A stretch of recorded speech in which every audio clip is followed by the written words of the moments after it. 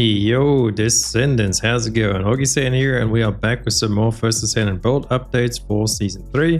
Today we're going to have a look at Valby, and I think she is one of the best Descendants right now for farming out the Axion plains. Definitely in the top 3 for me, and I just really enjoy her playstyle. It's really relaxing. Just go ahead and make AoE puddles all over the place and just watch enemies slowly burn away. Well, actually quite fast. They tick for some crazy amounts of damage. And then another thing she also does is she makes enemies take more damage from non-attribute, and she also makes them take more damage from electric. So if you are playing in public lobbies, you'll be boosting up all the Inneses and the bunnies, and JB will be buffing his damage as well as your own damage because of the non-attribute strip. So that's just another thing I really like for her. And then with the addition of the trigger modules, we also have a little bit of a grouping tool now. So it kind of reminds me of the old Valby, where we could use our rocket launcher to group enemies together, but obviously they did change that and take that away. So it feels nice to have that little quality of life back in, as well as just the crazy amount of damage she's doing now. So I highly recommend checking her out and updating your Valby for the plains. She's one of the best Descendants to go ahead and farm the plains with. So without further ado, let's just hop straight into the build guide. First up, we're just gonna have a quick little look at her skills. First ability is water play. We are using a Transcendent module. Makes your water, well, your first ability just a massive puddle of water, and you can do this in pretty much every direction. And also we do have a pretty short cooldown on this, so you can see the range on this does get pretty insane, and the duration is pretty decent over there. So this is with using the Transcendence module. Otherwise, if you weren't using the mod we were for the build, it would just be a bouncing ball. But we're going to be doing it this way, so I'm showing you guys how it works. Second ability is this jump ability. This will knock over enemies when you land over here. Also make water where you land and where you come from. This won't be doing much damage with our build because we're going to really focus on using the 1 and the 4. And second ability just does give you a little bit of DR, so if you're in like a sticky situation, go ahead and float away. This also goes through enemies, so ignore unit collision, and you can also jump now. Recently they have added that we can actually jump in this form. You're never able to do that before, so that you kind of don't really use it anymore, but it is there. And then lastly we have a fourth ability. You want to roll as soon as you do this to get the animation cancel. And this just makes one massive bubble. You shoot it all in one place. Or if you're doing mobbing, you can just shoot a bunch of little bubbles all over the place. And all of these are going to be doing a ton of damage. You can go ahead and lay some more water in them, so you can just like pretty much cover the whole screen in water and get everything ticking and dying away. So now if we come into the modules, we have a look. We are using water play. Like I said before, this just turns your 1 into that big AoE that we showed. And it's just so much nicer. Massive shout out to Inches over at my Twitch chat for suggesting me to use this. I was a firm believer of not using this, but I tried out a couple of runs and it's really good because the modifier on this actually makes it a little bit stronger than what the ball does. Now look at the ball there, 469. This is for the bubble bullet when it explodes. And then the small puddle is doing 140 skill power. That's the dot. If we have a look at this one, this is with water play. We are just doing the small puddles of the dot all the time. And then it's doing 511. Obviously ours is a little bit less because of our mods, but it is pretty decent damage, and it's just so easy to go ahead and aim it and just lay it down everywhere. So that's why we choose water play. And then we go for some cooldown with nimble fingers as well as MP conversion. And we do run 2 focus modules, focus on non-attribute and focus on fusion, because her 1 is fusion damage and her 4 is fusion damage as well. Those are the main damages we're going to be focusing on, with her 2 and her 3 being dimension damage. We don't really use these much, so we don't really care about their damage at all. So we got the focus there just for some cooldown and increased damage.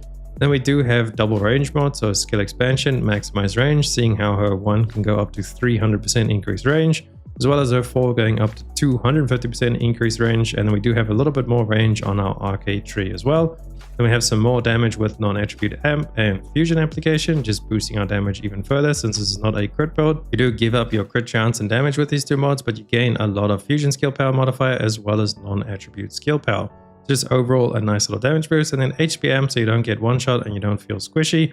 And then lastly, we are running skill extension for a little bit of duration increase, which will increase the dot duration on all of our abilities, but mainly just putting our 1 there at a 13.6 second duration. And the cooldown being 1.5 seconds, we can just go ahead and spam this like crazy.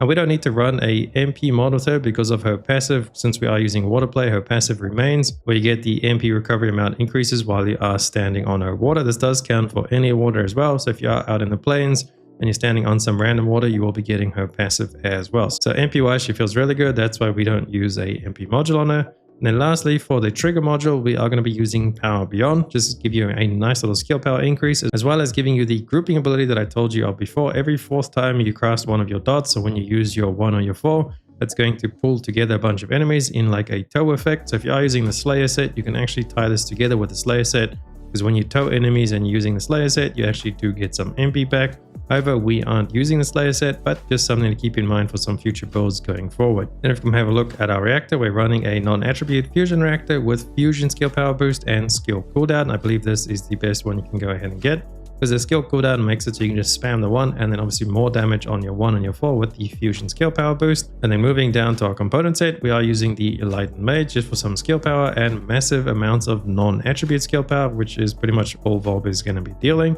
The most important stats on the top one would be to get maximum HP and then MP recovery out of combat if you can. I don't have it on this and it still just works perfectly fine. I'm never out of mana just because of how efficient it is with her passive. And then on the sensor, you want to get max MP recovery. And then lastly, on the memory, you want to get defense and MP recovery modifier. For the last processor, it really doesn't matter. I usually like to get max shield and item equipment drop rate because it just increases like how far your vacuum is. Although it doesn't help all that much, so the stats on this last one is pretty bad. Just make sure you get max MP recovery over there, and then MP recovery on the top one. And then a quick side note is to make sure you have the Peacemaker equipped as your weapon and also have that mounted. So you want to have a hand cannon mounted with the Peacemaker.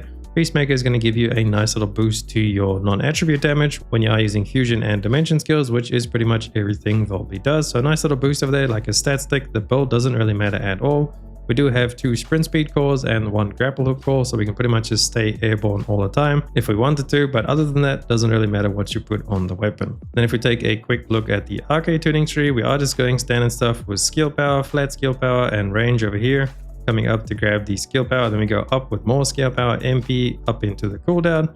We go to the right with grabbing on the skill power, and then we're going to choose non-attribute cohesion as our mutant cell, just to give us another nice little boost to non-attribute damage. And then lastly, our inversion. The only ones that really matter is picking up the Arche circulation tactic. This can give you a nice little bit of cooldown. It does have a 25-second cooldown, like a internal cooldown clock, so it only happens once every 25 seconds.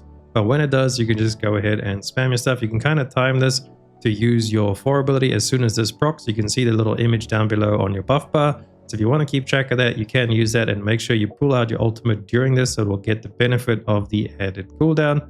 And then the other one that matters is selective neurostim. This can give you a nice little boost to MP randomly. It's going to give you a nice chunk of MP. You don't need it, but it is nice every now and then.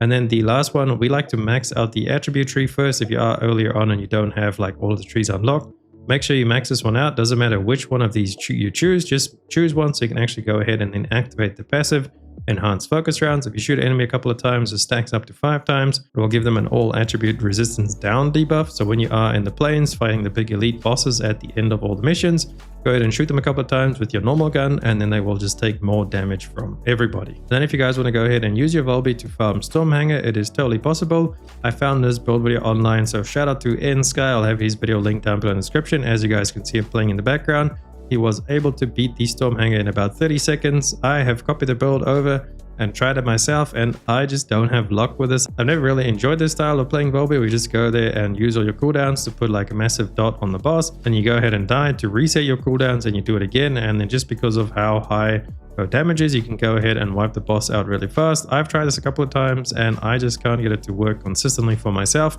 so I'd much rather go ahead and farm Stormhanger on like my Nell or my Chairbear. It's way more easy and chill, and it is just like way more consistent as well. But nonetheless, there is the information. Shout out to NUKES again. I have his video down below if you guys want to check it out.